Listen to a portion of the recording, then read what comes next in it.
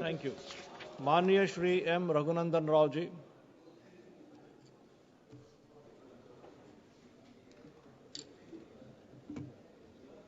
Thank you, Honorable Speaker, sir, for giving me an opportunity to speak on the Immigration and Foreigners Bill 2025. This bill, the Immigration and Foreigners Bill 2025, is a commitment to the modernization of India's outraged legal framework by the Honorable Prime Minister of this country, Sri Narendra Modi ji, where the Congress neglected such type of laws for decades. Pre-independence laws like the Foreigners Act 1946 and Passport Act 1920 were left untouched for decades together, exposing Congress' complete disregard for the national security.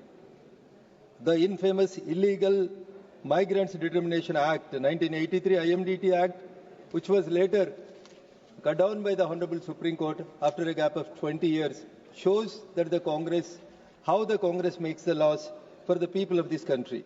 It deliberately made deportation of illegal immigrants nearly impossible by shifting the burden of proof onto the state, leading to demographic imbalances in border states like Assam. In stark contrast to this, under the leadership of Prime Minister Sri Narendra Modi ji and unwavering dedication of our Honorable Home Minister Sri Amit Shah ji, the government has taken bold steps to consolidate and modernize these archaic laws into a single robust framework. The Modi ji's government has prioritized the national security and sovereignty in its immigration approach, from implementing the NRC to strengthening the border infrastructure to this comprehensive bill. Prime Minister Sri Narendra Modi ji has demonstrated unwavering commitment to the protecting India's demographic integrity for future generations.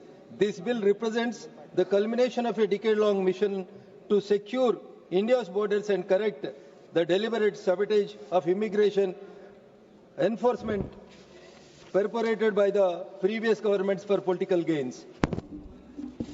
Unlike the Congress, Honorable Speaker, sir, the BJP is determined to identify all illegal immigrants currently dwelling in the country, and that is why the BJP has brought Immigration and Foreigners Bill under the dynamic leadership of Sri Narendra Modi ji of Bill 2025, which will streamline the process of identification and will ensure no indigenous person will be excluded from the NRC.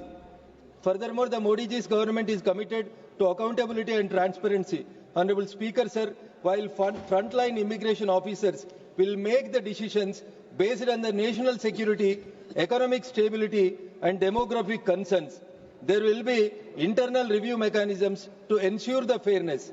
In cases involving humanitarian considerations, the government will ensure due process for the safeguards. The opposition, which failed to modernize the India's outdated immigration laws for decades, is now opposing the progressive bill simply for their political gains.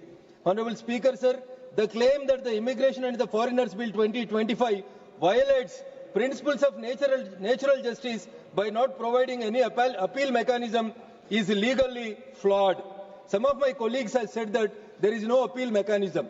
But the previous laws which were existing in this country also shows that immigration law is a sovereign function, and courts have reportedly upheld that immigration decisions are subject to reasonable restrictions and do not require the same judicial safeguards like criminal and civil proceedings that generally takes place in the courts. The Foreigners Act 1946 already grants immigration authorities wide-ranging of powers, and courts have upheld these as unnecessary for the national security. While this bill expediently provides an appellate mechanism, judicial review under Article 26 and Article 32 of...